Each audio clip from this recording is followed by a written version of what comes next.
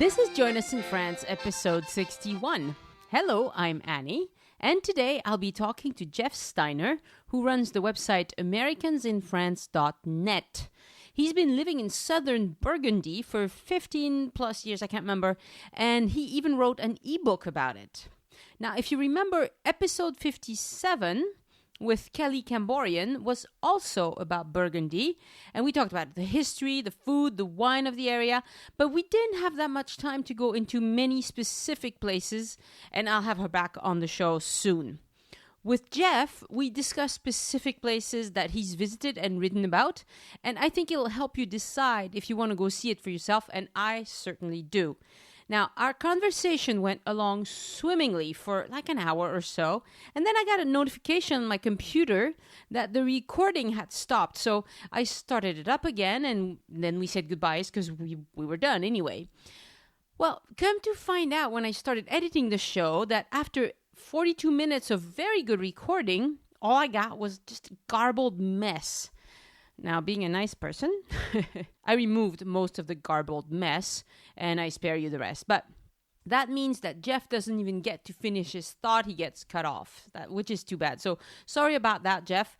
But you also produce a podcast. You know the vicissitudes of recording audio with a computer. Now, if I had a mixer, I could use my digital recorder, which never fails, I have to say, to record Skype. But I don't have a mixer, which brings me to supporting the show. And a huge thank you to Tony's French girl who made a donation to the show. Now, you may not have noticed if you don't visit the website very often, but I put a donation button on the site. It says, tip your guide, donate. And Tony's French girl used it, and it works beautifully. Thank you very much.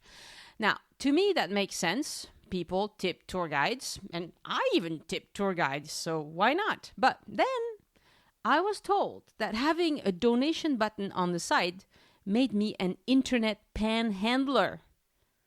Well, that kind of hurts my feelings because I'm not an internet panhandler.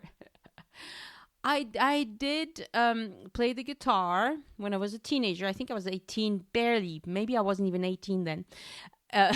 We were on Lake Como in Switzerland with some friends, and we were running out of cash, and we had our guitars. So we thought, hey, yeah, let's play some songs, and we'll make cash. Well, it didn't work out.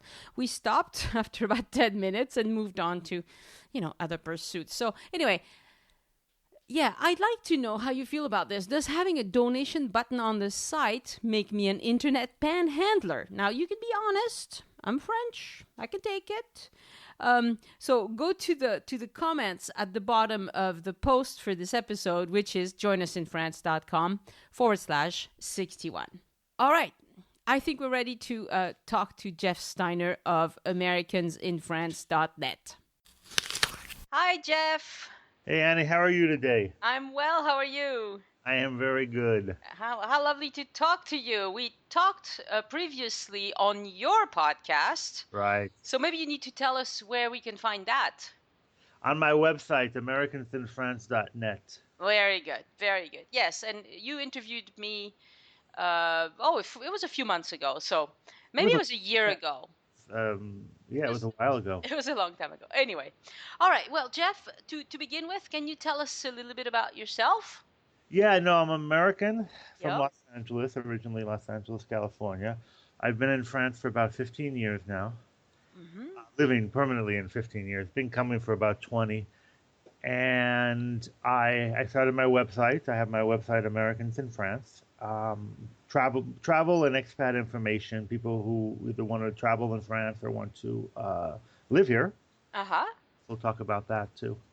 Yeah, so Jeff is not a tour guide per se, although maybe you do give tours occasionally. It's on my list of things to do in the future. Very good. Yeah, but so not a tour guide, but has a very informative website where you can find all sorts of good stuff, especially I think for people who want to live here. Yeah, for living here too. I do the I have two ebooks I've published also. One is about Southern Burgundy, which we're going to kind of talk about today. Cool. And the other one is about driving, actually road signs in France, which are much different than North American road signs. Correct. Yeah. Oh, very good. All right. So why do you do all this? Well, it started out as a hobby. Uh-huh. Like a lot of this stuff, it started out as a hobby, and it kind of evolved from there. Basically, the area that I started with really talking about in terms of tourism is Southern Burgundy, which is Saône-et-Loire. The Saône-et-Loire department, Burgundy, is made up of 4 different departments, and the most southern is Saône-et-Loire.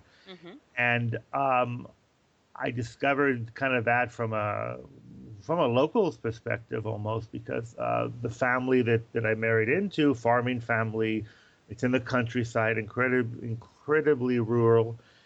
And there's the kind of I learned a lot of different stories. There's a lot of tourist sites there, of course, wine and stuff. But the Sure. farm doesn't. They don't have. It's not a vineyard, but they do other things. And so I kind of just, for things to do, I started discovering the different attractions, different things to visit in the area. Right. So you came to France because you were marrying a French person. Yeah, I came to France. Yeah, actually, didn't really have any.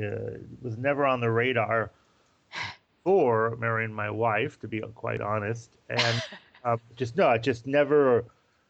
Nothing against France whatsoever. That's not at all. But it just wasn't something I kind of thought about. I mean, obviously, I knew it was out there. Mm-hmm. Some of my family had traveled to France. So, Uh-huh. known, but for me, it just never made the radar until I married my wife. Love will do it every time. Every time. Exactly. Okay. So what's special about Southern Burgundy? Well, I think it's interesting because a lot of people think of the first thing when they think about Burgundy is they think about the wine. And Sure. that's true. I mean, I think that there's no denying that.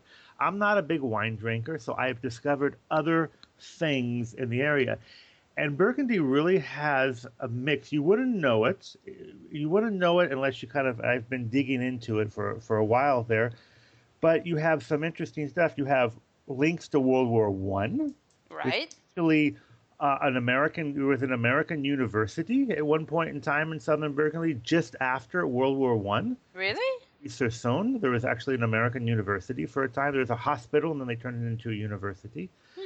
Anybody who's gone to Beaune, which is actually not in Southern Burgundy, it's Côte d'Or, there was an American camp. So you have stuff like that. This kind of stuff that people aren't going to necessarily know about. Mm-hmm. It's kind of hidden behind. And then you have World War II. You have a number of airplanes that crashed in the area. You have that. And then you have Le Creusot, which is kind of interesting. If anybody wants to come to Southern Burgundy, if you're in Paris and you want to come to Southern Burgundy, a really good way to do it is to take the TGV. It's a little under an hour and a half from Paris, Gare du Nord, to Le Creusot. And so it's the TGV on which line? It's on the one going to the south of France. There's really only one. I guess you could take a TGV to Malcolm. To Dijon. That's true, but it's going to the south of France.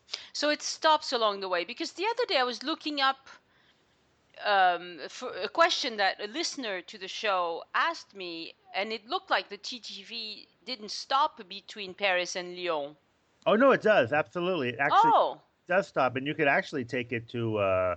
You can go to Dijon too. Dijon is not going to be on the fast. It's not going to be on the fast track. It's only a part on the fast track. Otherwise, it's going to be kind of slow, but it's still going pretty fast. Yeah, we need to explain that the TGV can't. I mean, the train itself can go fast, but depending on the types of tracks it's on, sometimes it cannot go fast because it would heat up the tracks too much and it'd be dangerous. It'd be dangerous, yeah. No, but you have direct now. They have direct trains going. You can go Paris to Lyon direct. You'll go through Southern Burgundy. You won't stop, obviously, and you'll be going very quickly. Or you can go direct all the way to south of France. I think you can go to Marseille now. I believe a direct. Okay, so it depends on the TGV you take. Some of them stop and some of them don't. But going to Le Creusot, which is where you would get off, there's I think there's at least three or four per day. I've done it a few times. Uh-huh. Interesting about Le Creusot, and this is something kind of when you talk about kind of the hidden history, you have the World War One and World War Two I just mentioned, which is kind of a hidden history of Southern Burgundy. In Le Creusot, you had steel mills. You still do, very small now. It's really kind of stopped, but you had large steel mills. Right, that's what French people know it for. Yeah, it's Le Creusot. Absolutely have, and you have Mont-Saint-les-Mines. You have the mines because that's the reason that they went to Le Creusot, because they had mines. They could had coal mines. Right. I actually went and visited one of the old coal mines. Very interesting. Yeah. And it had you go into Le Creusot, and it's kind of, you go in if you're coming from the south, because Le Creusot it's kind of a hub, so you can kind of, if you come in through the south, you see what was one of the largest steam hammers in the world. And it was pretty amazing. It's really big. I have a photo of it on my website. It was very accurate. It could actually cork a bottle of wine, which is wow. That's kind of nice. And in Le Creusot, they have what was the Schindler Steelworks. It's closed, but they have a chateau, but it's not really a chateau it's not really a very chateau as you would think of in the Loire Valley. It is nice, but it's not super nice. Mm-hmm. You have that, and there's a museum there, and you can also walk through what were the steel mills where they were. They've taken it down a little bit. They've I don't want to say destroyed, but they've taken some of it down. But you can still walk through, and you can still see it. It's really interesting. Uh-huh. So would that be a good place to stay, Le Creusot? To It's not. It depends what you It depends what you want. Yeah, you could stay in there. I think a good place to stay is like you can go Chalon-sur-Saône, or you can go to Mâcon. And those are kind of the towns. Those are the biggest towns in the area. Yeah, Mâcon or Chalon-sur-Saône. Yeah. Those are the ones that are the biggest. Le Creusot, I talked to somebody about it one time, and it's kind of like, well, what do you want to do? What are you interested in? Because Le Creusot is not wine country. It's very close to wine country, but itself it isn't in wine country. Mm-hmm. If you were into wine, it wouldn't be there. But from Le Creusot, you can go up to Auton, and Auton is it's another town. It's in northern part of Southern Burgundy, northern part of Saône-et-Loire, and it's a Roman town. It has, I think it has what was one of the largest amphitheaters in Gaul and Roman, which was how the Romans knew of France. And it has a cathedral, and it has it has two gates too. It has two Roman gates that are still standing, and you can still walk through. One is actually still part of a road. So that's a little bit, So that's in Auton. That's in Auton, yeah. You have a lot of. That's the thing about Southern Burgundy is you have a lot of different things. You have the Romans, you have history of World War One, World War Two. Yeah. You have you have the industrial history. Yeah. And then you also have, which is kind of an interesting one, it's a person who we believe took the first photograph, and it's Leopold Niepce. It's believed that he took the first photograph just south of Chalon. Anyway, there's a museum. In Chalon, there's a museum, and it's free. Huh. There's a photography museum, and it's free. South of Chalon, you can go to the house where he took his photographs. And that's only open in July and August. Oh, so that's a seasonal one. It's a seasonal one, yeah. That's a season. Unfortunately, it's a seasonal one. I've driven by. You can go through the village. It's right on the N6, which is the road that goes through Southern Burgundy. It was kind of what I call it the Route 66 of France, the N6 and the N7. They were really the Route 66 of France. Huh. And you can go into that. It's really nice. What's interesting about this museum where he took the photographs is that they have what's called the oldest photography studio in the world. They had found his chemicals that he used to take the photographs. They had somebody that walled in his studio, his workshop. They walled it in, and they discovered it. And they discovered it not too long ago, about 20 years ago, I think. There's a Musée Niepce, and there's a Maison Niepce. I see. And they're not the same. Okay. They're not the same, and they're about 10 miles away from each other. Okay. What else is around there?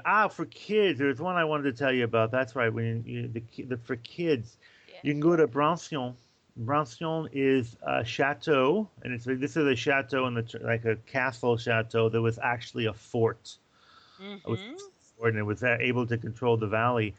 And during the season, which is I think April till October, I believe, they have you can go visit, and the kids can dress up as knights or whatever they want to dress up as. They can dress up in, and they have swords, and they have different stuff that they can do, and they're always having some sort of a activities happening, Oh, that's different cool. games and different things and stuff like that. It's really interesting. So you can go into the chateau, and it also has really nice views of southern Burgundy. Oh, beautiful. So that's Brancion, Brancion. Expansion. Yeah. Oh, that's great. Nice views. That'd be great for. So if I was going, I'd put my kids in the play area and then go take pictures. Exactly. You put your kids there in the play area, and I think that they have games along the ways too. I believe you can do some sort of a scavenger hunt of some sort. Oh, I, be- cool. I believe that you can do that too. Kids love those. Yeah, kids love that stuff. Kids, Yesterday, I heard for the first time about scavenger hunts in the Louvre Museum. yeah, that would be nice too. You can do that too. Yeah, those are kind of they've done that where I live too. And They have what they do is they give you a list of art pieces you need to find, and then you take your picture in front of that piece, and whoever does it the fastest wins something or whatever. why not? Why not? Right? Sounds great. Sounds Why really not? good. Now I was a little intrigued by the one that you had on your list called Chateau de Cormatin. Cormatin? Yeah, Chateau de Cormatin. Yeah, Chateau de Cormatin is it's a nice kind of I think it's more Renaissance Mm. chateau. It's very it's one of the places it's very popular. It's like in southern Burgundy because it's a bit off the beaten track. Mm-hmm. It doesn't get a ton of visitors, but the Chateau de Cormatin does, and it's one of the things that during the high season it could be crowded. I A lot see. of buses go there. It's on the tour bus. It's on the tour buses. It is very nice, and you can visit the gardens and the chateau, or just the gardens. Aha. If you want, it depends how you want to do it. You can do both. It's a Renaissance. It does have a moat, and it has a very large maze. Mm. It's a large maze that you can walk into. Year round? What's interesting about that is it's off of the Voie Verte. The Voie Verte is a bike path that zigzags through southern Burgundy, and it's mostly old railroad lines that have Oh. commissioned, and you can bike it just past. So there's no cars. You do at times cross a road, so you have to be aware of that. But there's often you just go and there's other. You only have to worry about other bikers or walkers, and because it's so long and some parts of it are very remote, there's not a lot of people. So Huh. if you like to bike and you're worried about cars, which is definitely a worry. Yeah, Having yeah. biked, if you've ever biked, I've biked on roads. It definitely is a worry. You can do the Voie Verte, and there's actually now the Voie Bleue. They're going to do the Voie Bleue is along the Saône River. Okay, so it's the same thing. It's a protected bike path.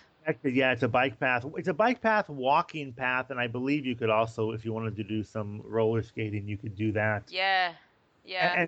And which is kind of nice, which I like about the Voie Verte, is that they've kept the train stations because it was a train line, so you have the old train stations, and the train stations have been turned in. There's one in Saint-Jean-Gou-le-National that's been turned into a bike shop. So you can bike there, and it has basically everything. They just ripped out the railroad tracks, but they left everything in it. So across the street you have Café de la Gare, so you still have that, or Hotel de la Gare. I can't remember if it's Café. It's still a Gare.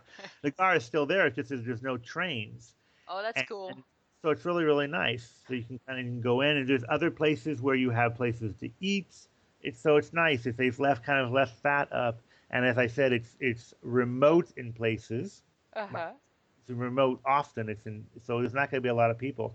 I've biked on it certain times. There's nobody, which is Mm. really nice. And you go right by. You get a very nice view of the Chateau de Cormetin from the Val Verte. If you're a biker and you want to do that, you'll get a beautiful view, and you also will bike through vineyard too. So you'll do that. Really Oh, nice. that sounds like fun. Yeah, we have things like that all over France, but it's really good to know that it's mostly protected bike paths Yeah, because that's really nice. And there's actually a project to do a bike path from Paris to London.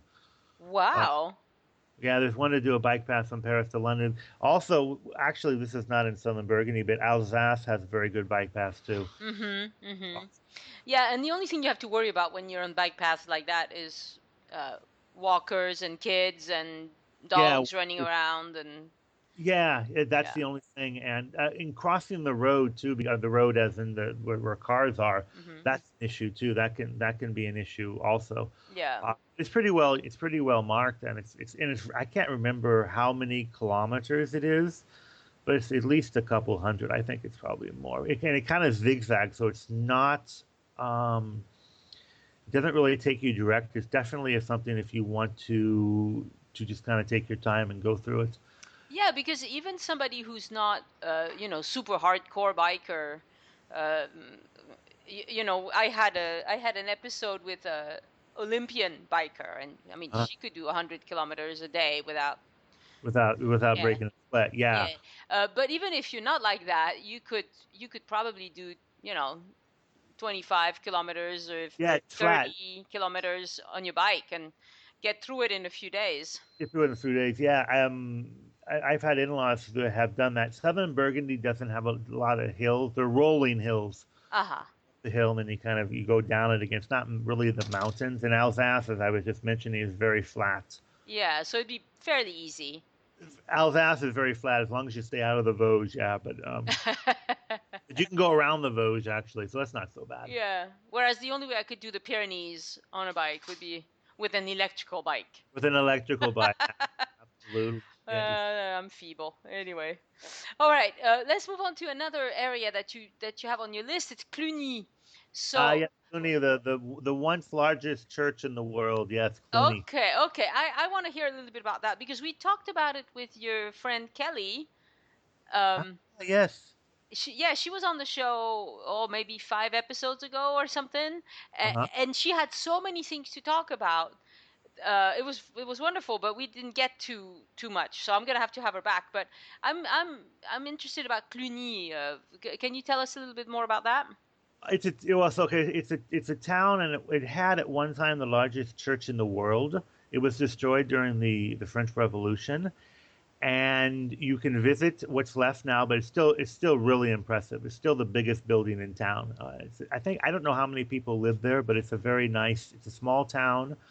You can visit the abbey with an abbey. You can visit. It's one of the few churches where you do have to pay, but it's not really that. It's not really that expensive. Mm-hmm. It's like €7 or something. They also have a horse. There's actually a aha. Actually, Oh yeah. yeah. So you have the horses. There's actually a racetrack. My in-laws go to that. Yeah. There's a racetrack you can go to. Um, it's not open year round. I'm not too sure when it's open, but you can do that. And it's the trotter. The French do the trotting. They don't do the gallopers. They do trotting, which is kind of interesting. And market day is on a Saturday morning. You go to the market in Cluny, and I don't know if they still have it or not, but they did at one time. You could rent iPads that would take you on a virtual tour. You could walk in a virtual tour as you went along, kind of like self-guided. Hmm. You could rent those. There is an app. Hmm. So people could look Cluny. I think if you just go to the App Store, I believe it was only on Apple. I don't know if it was on Hmm. Android, but they had that, and I remember very much about that. For a long time, it was you could buy the app for free. I bought it, and it kind of reconstructed Cluny. Cool. But I think what they want to do is that when you're actually there, you can hold it up and you can see what it looked like before. Right, because it was mostly destroyed. It was mostly destroyed. Yeah, it was mostly destroyed, unfortunately. But it's a really beautiful, and there are you can kind of wander around. It's not that big, and you can wander around the area, and it has some very nice streets. Mm.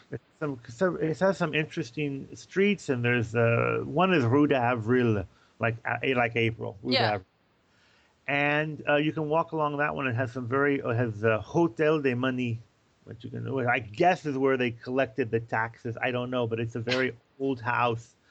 It's a really beautiful house, very Huh.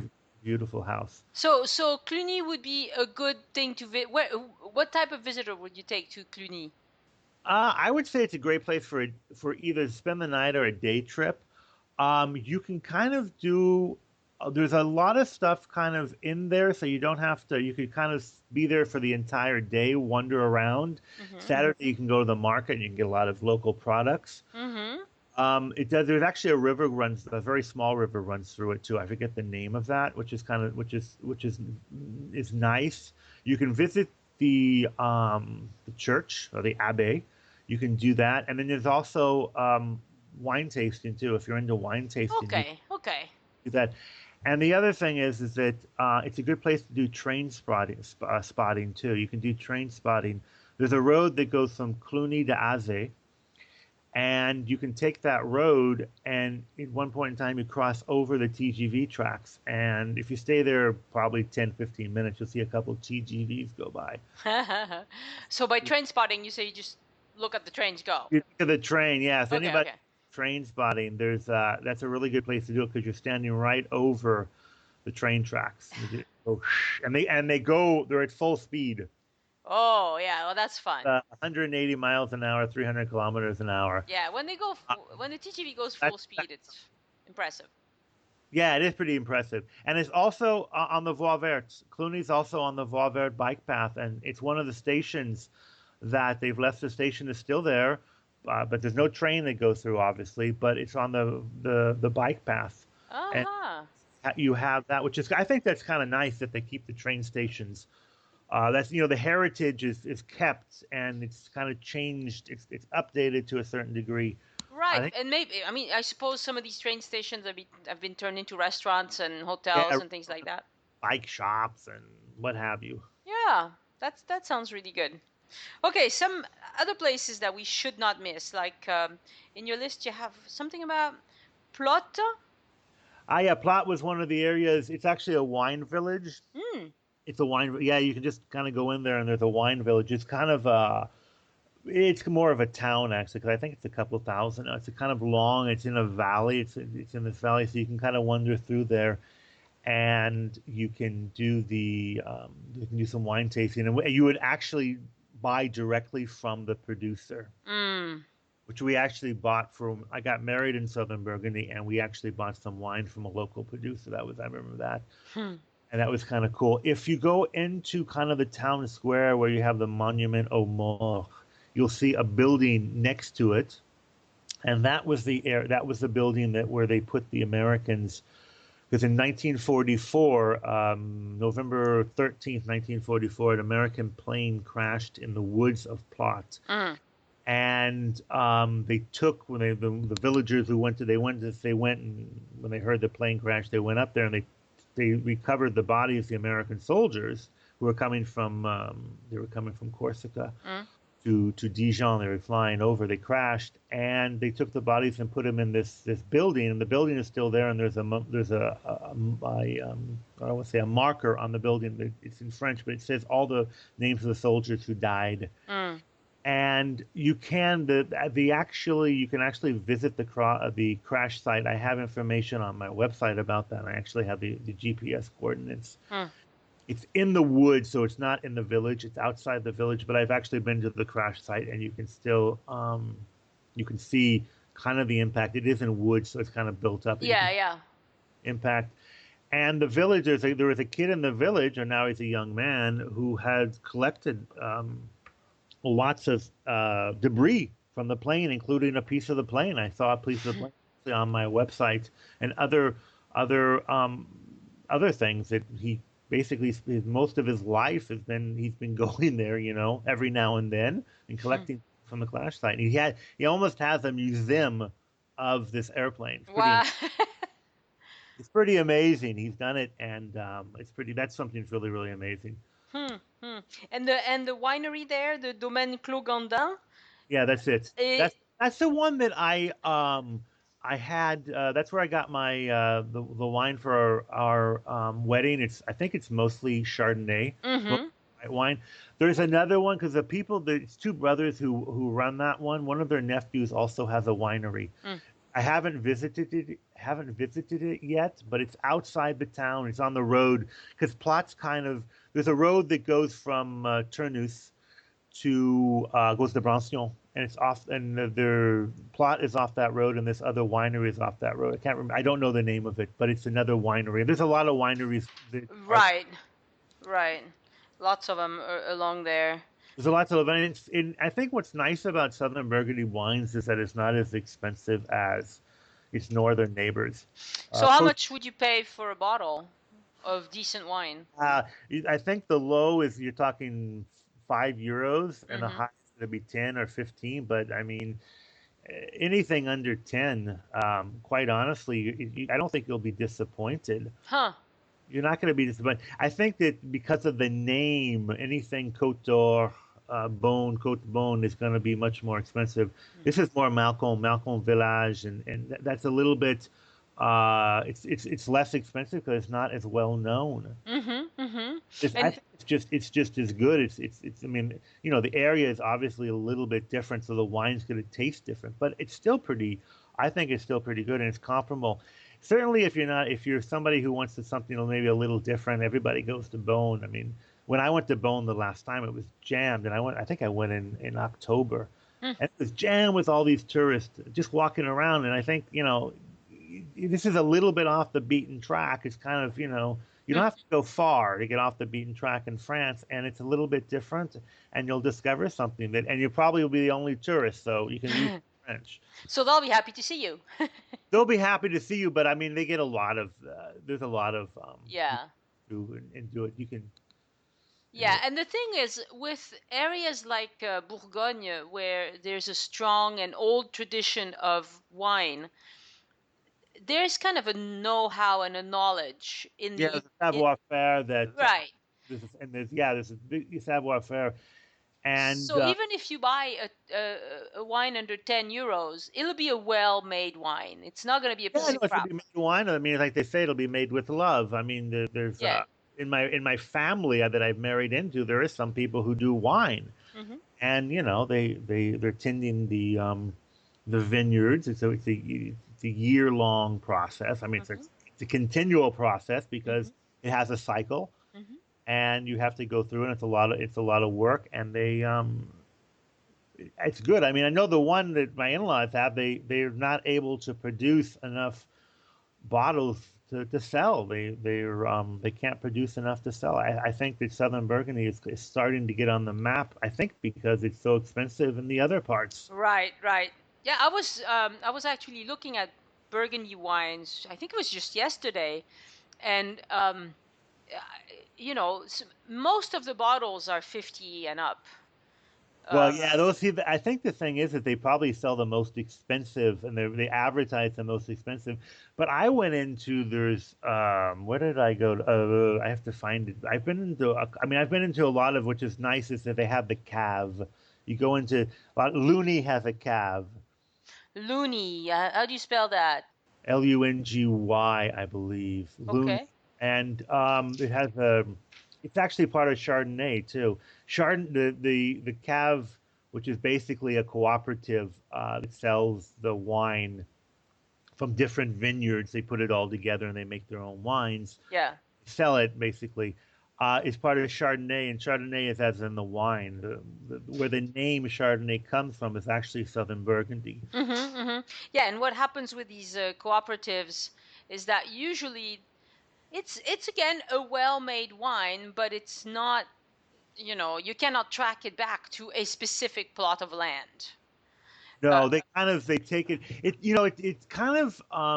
is interesting because that's one of the things. If you buy directly from the person, the producer, then you can kind of trace it back. Yeah. You have kind of it depends how you want to do it. Lungy is Lugny. Okay. It's Cave de Lugny, yeah. Lugny. Okay. And the other one I went with Virey. There's Virey. I went to Cave de Virey, but there's a lot. You go to any of these caves, and they have Saint-Jean-Gou National, which we talked about. I think I mentioned before. They also have a cave of local producers. And if you stop by and you don't speak French, I'm assuming you speak French. I speak French. Yeah, you know what? I kind of well, I went. Let's see. I went to Saint-Jean-Gou National with some friends, and there was a person there who spoke English. A lot of these people, a lot of them, certainly in the summer, are going to have college students. They usually can speak enough English to get by. I took some people to visit Chardonnay, and they started talking to the student, and the student she spoke. I mean, her English, it was accented, of course, but it was fine. Sure. Oh, I have been very surprised how many places, even in the Pyrenees, which are a little bit backwards if you ask me, but they hire nice nice young people who are very happy to speak English with whoever. Yeah. And even if they're not perfect at it. No, I think they want to practice. I think they want to practice. Yeah, they're happy to talk to you in English, whereas sometimes you talk to the older people and maybe their English is a little bit better even, but they're like super self-conscious and uncomfortable, and it's really hard to talk to them, so.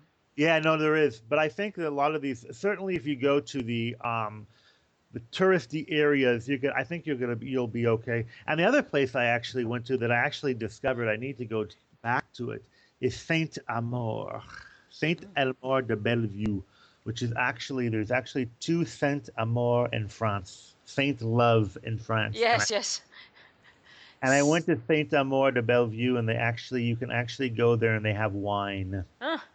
Have wine. It's Burgundy, but they also make Beaujolais.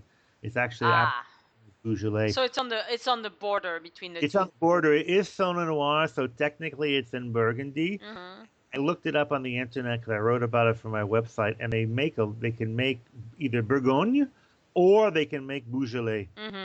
And they can mix it, but this is another place, and when I was visiting there, I visited there in February, so it was pretty closed, but there were lots of wineries around there. You could just drive up, and there were lots of... Yeah.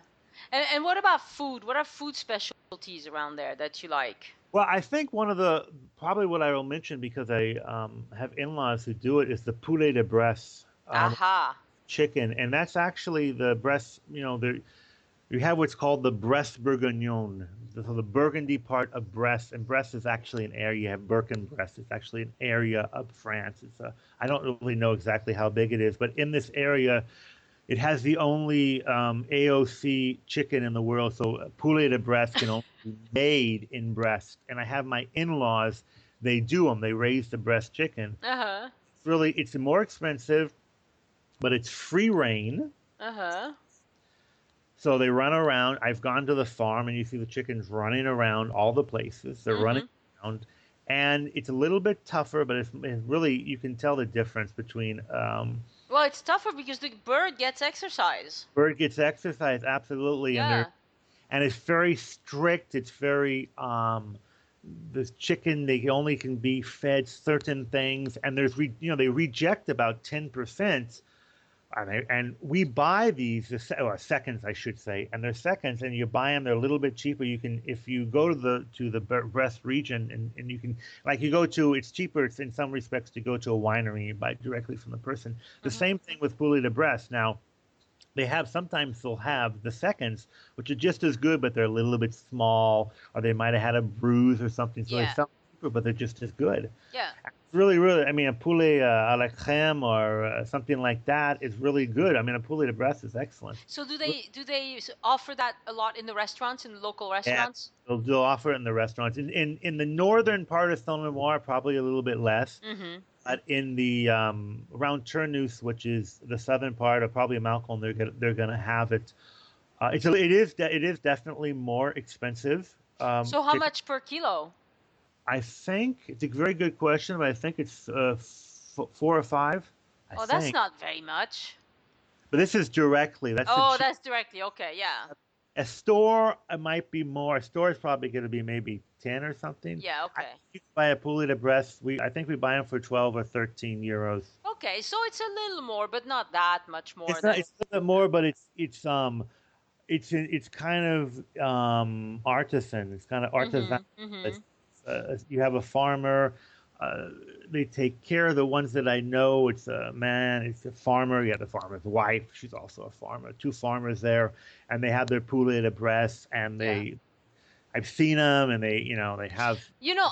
I've kind of decided that I tried to go vegetarian for a while, and I could have kept going, but my family, they weren't happy with it.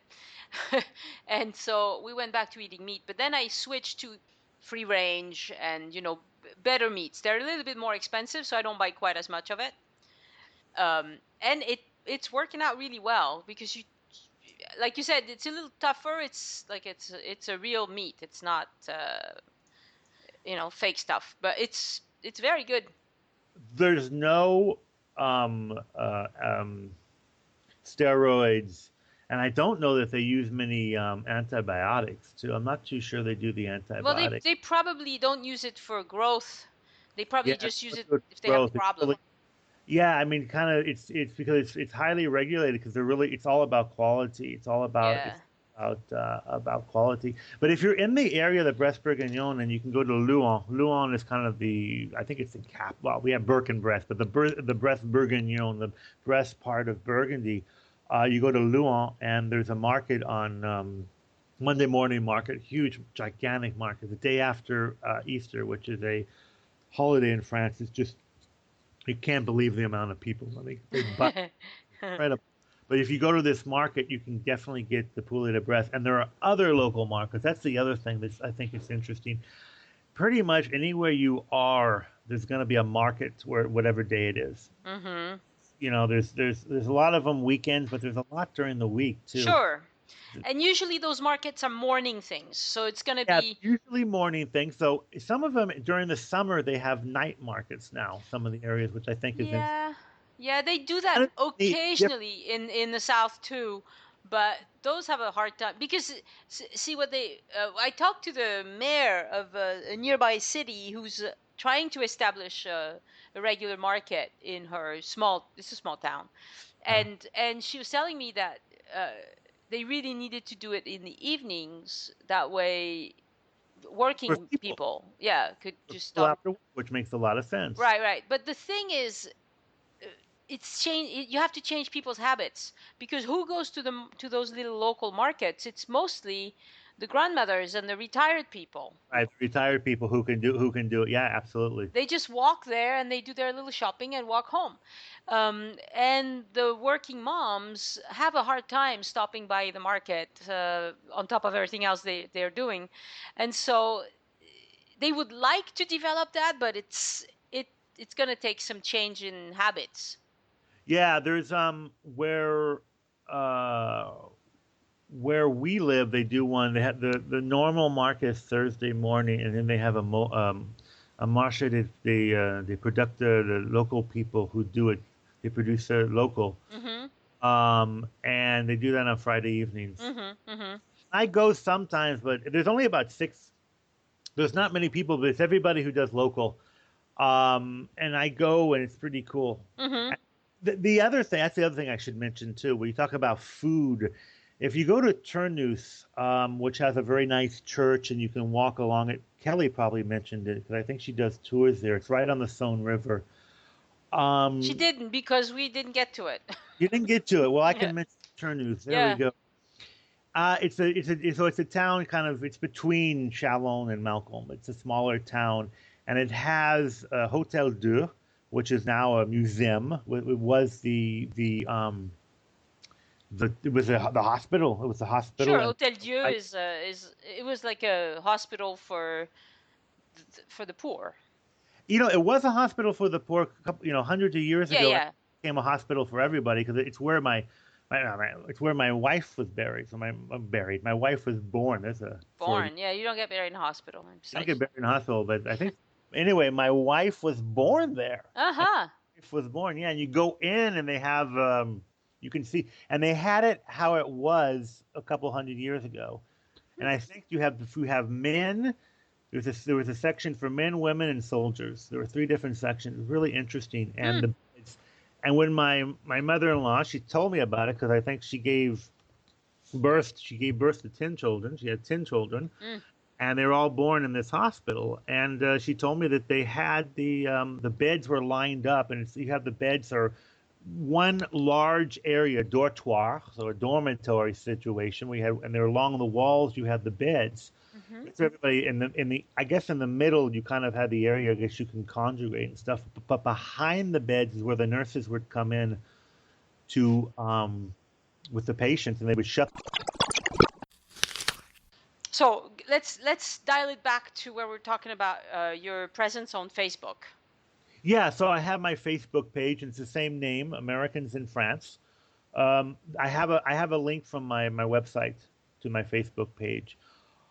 Very good. And I'm also on Twitter and Pinterest. Okay, awesome, Jeff. Thank you so much. It was very fun, and I'm gonna be typing all this stuff up.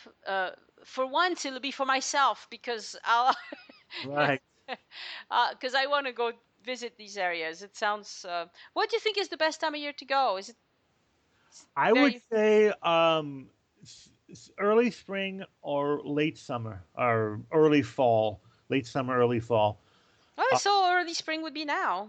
Early spring would be now. Probably May too is really. That's the other thing I missed too. I should have told you. They have the colza field, the rapeseed oil, which is yellow. Yes. That blooms in early spring.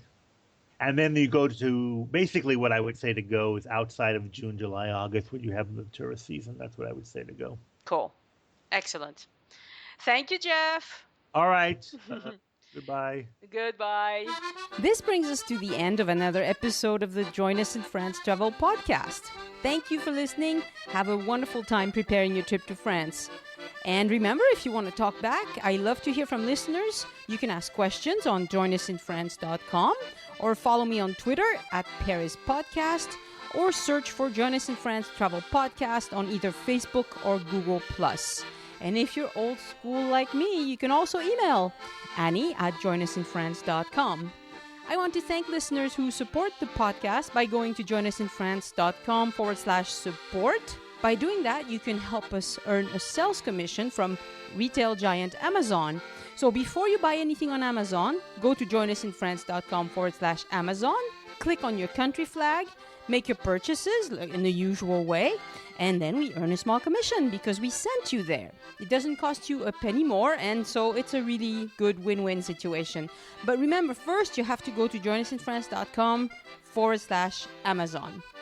Thank you. Talk to you soon.